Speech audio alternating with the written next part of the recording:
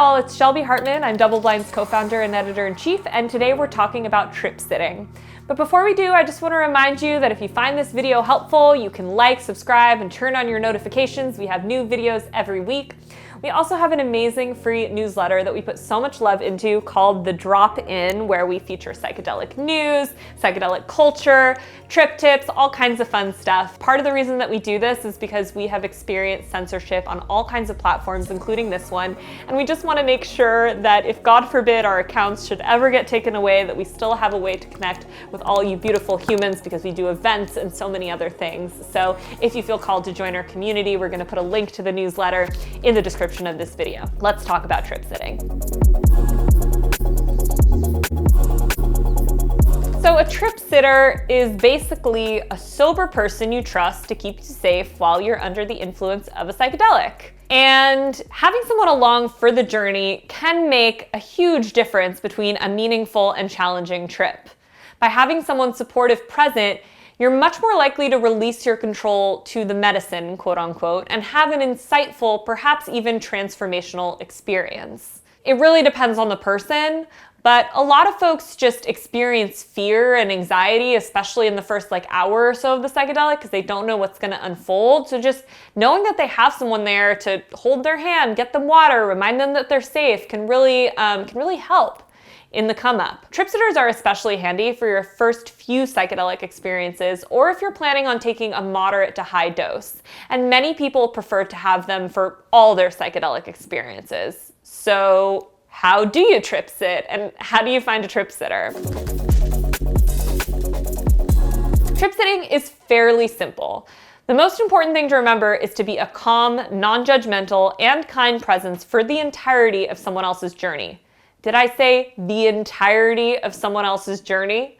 There was one time where I was actually at my friend's party and they were handing out 2CB, and I'd never done that before. And I'm just not following my own advice. I'm with a bunch of people I don't know, taking a drug I've never taken before. And I started having a really intense experience, and I called my roommate at the time. I kid you not, it was kind of a hoity-toity cocktail party where they had it catered. And my roommate comes into the bedroom where I was lying down tripping, and he's all, "Babe, are you okay?" And I'm like, "You're here." And he's like, "Okay, I'm gonna go get a vegan slider. I'll be right back." And I was like, "What? Where are you going? You're going to get a vegan slider?" Okay, I know it's a funny story, but truly, it's not obvious somehow that when you're committing to trip sitting for someone, or you're asking someone to trip sit for you, they're committing to the entirety of the experience, which means that if you're doing LSD or you're trip sitting for someone who's on LSD, that could be 16 hours. Sometimes these trips go on for a very long time. And also, if it's a very intense experience, sometimes people want you to stick around for a couple hours afterwards. It's not just "Oh, you're sober, see ya." That's kind of the first thing I would say, is just really know what you're signing up for, or make sure you have a conversation with the other person to make sure that they know what they're signing up for and that they're really in for that.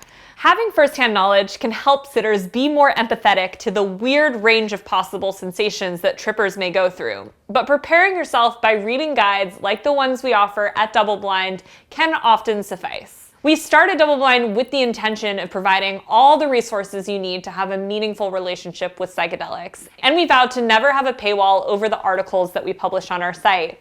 So in order to keep the lights on, we offer classes like one in trip sitting. Trip sitting is often referred to as holding space, although the expression isn't exclusive to psychedelics. Quote, "Holding space is just being with somebody and allowing them to go through whatever process they need to without really trying to interfere," says Jessica Grotefield, experienced trip sitter and founder of Loose Eterna Psilocybin Retreats. So it's really just being present for someone, just listening or sitting with them in silence without offering your opinion or any kind of advice. So I'm going to say that again, without offering your opinion or any kind of advice, which can be really hard, right? Because in our culture, we have this, sort of this established norm of, people are always offering each other advice. You go and you talk to your friend about your problem, and then you expect them to be like, "This is what I think." But actually that's the opposite of what you're supposed to do with trip sitting. If you want to have those kinds of conversations with folks like afterwards, then, that's something you could talk about. But during the experience itself, it's best to not play therapist and to just kind of be that solid pillar for them no matter what emerges. First of all, it's important to have a conversation before the psychedelic experience with the person you're going to be sitting for. You'll want to discuss expectations, intentions, boundaries, and to set a loose plan so nothing comes as a surprise. If you've had a psychedelic experience before, but the other person hasn't, talk about how the psychedelic can make people feel both mentally and physically.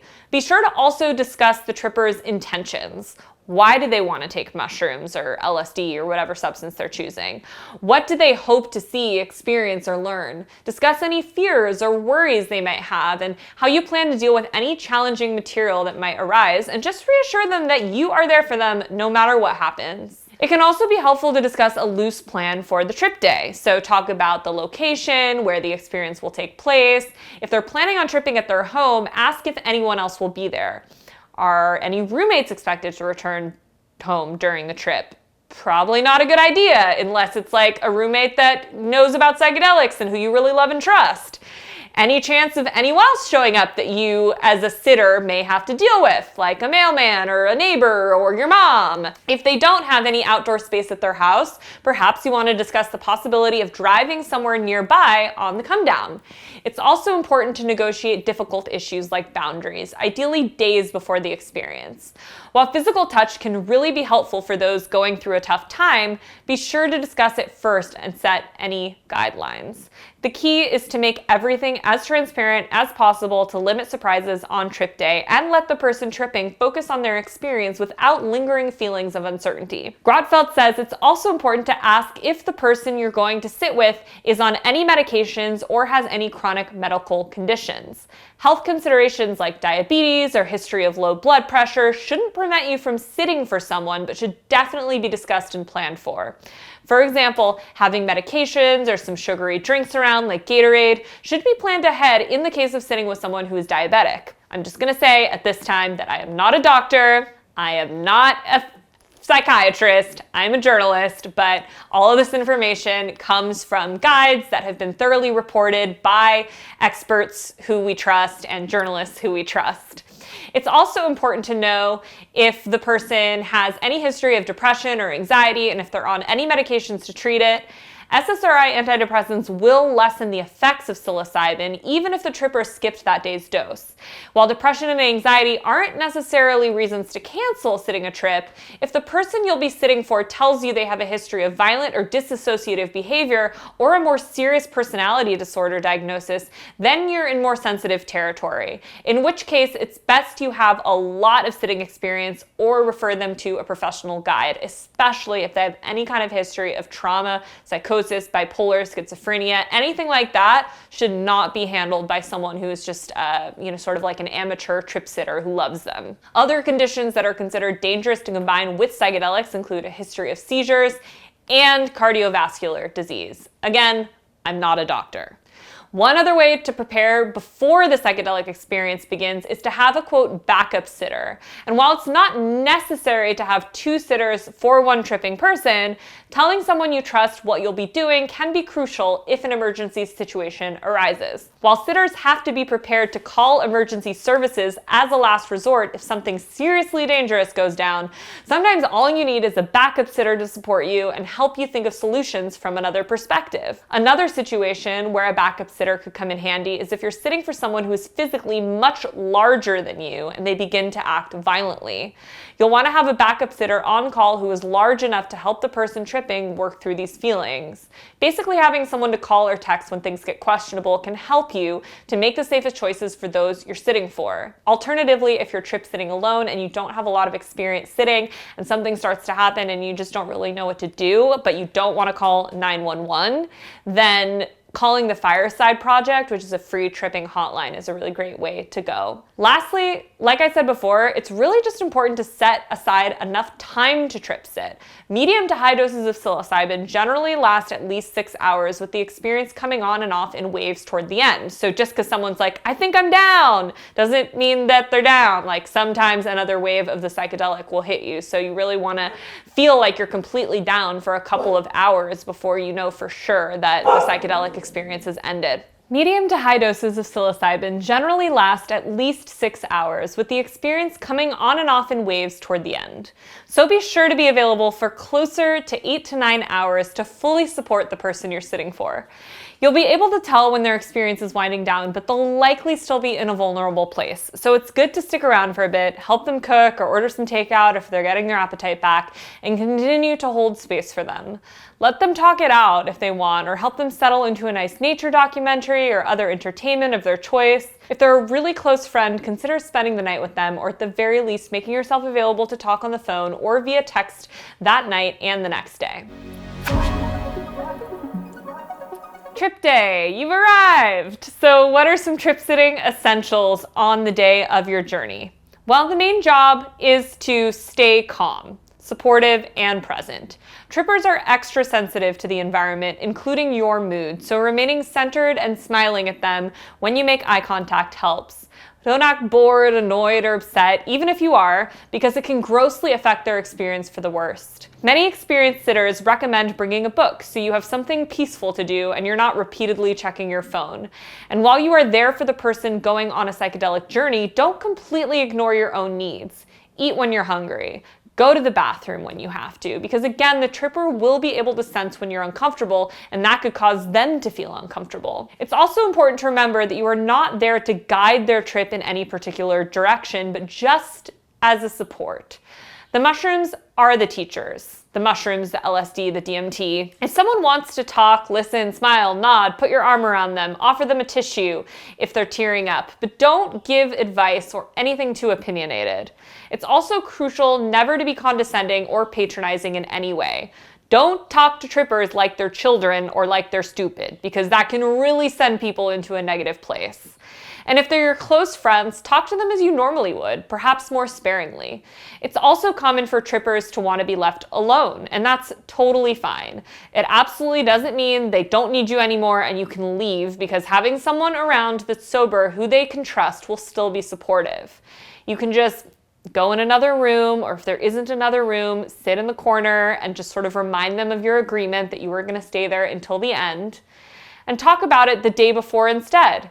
Tell them it's common to want some time alone. So if that happens, they can go into another room and leave the door at least slightly open so you can periodically check in on them without disturbing them. However, sometimes when trippers are alone, they can go through some of their most difficult inner material. When you poke your head to check in on them, you'll be able to tell if they need some support by their breathing. If their chest is going up and down rapidly, they're probably struggling, and it's a good time to sit next to them and comfort them. You might not even have to say anything, but often just a gentle, supportive touch can go a long way. People may not communicate their needs because they're too far gone, so you can ask, or you can just offer them things like a thick blanket, a glass of water, some tissues, or just a hand to hold. People may also need help with things like going to the bathroom or getting up to walk around because their bodies feel so differently. Everyday things can be a struggle, like changing the music, putting on a movie, playing a video game. So if they express interest in one of these activities, offer to set it up for them. Even adjusting the volume of music or the brightness of lights can be difficult when on mushrooms or another psychedelic, so that's your job as trip sitter. We have another video on this YouTube channel specifically about how to navigate challenging trips, and I recommend you watch that one too if this is something that you're concerned about. But the most difficult thing you'll probably encounter as a sitter is helping someone through an emotionally challenging experience. Psychedelics can bring up distressing emotions of all kinds, past traumas, unresolved guilt, or grief, among a host of other tough experiences. But resisting these inner struggles often only makes a challenging trip more difficult. That's why the, quote, Manual of Psychedelic Support recommends that sitters talk trippers through these challenging experiences rather than talking them down or out of them. In fact, MAPS, the Multidisciplinary Association for Psychedelic Studies, teaches sitters to encourage trippers to, quote, explore all emotions, even difficult ones.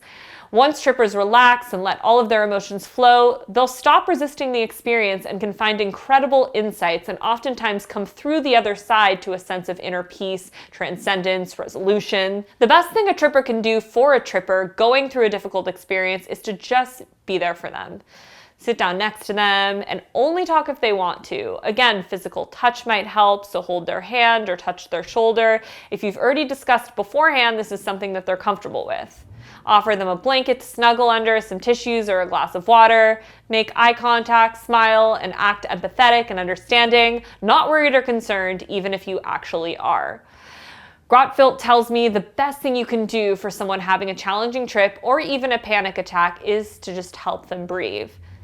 Take deep breaths with them, and if they're able, try doing some simple breath work. If they're really struggling with something and don't want to sit with it, suggest taking a little walk, even if it's around the room, or just getting up, stretching, moving the body can really help kind of move some stagnant emotions and thoughts through the mind, body, spirit. Sometimes a challenging experience looks more like a person being very confused.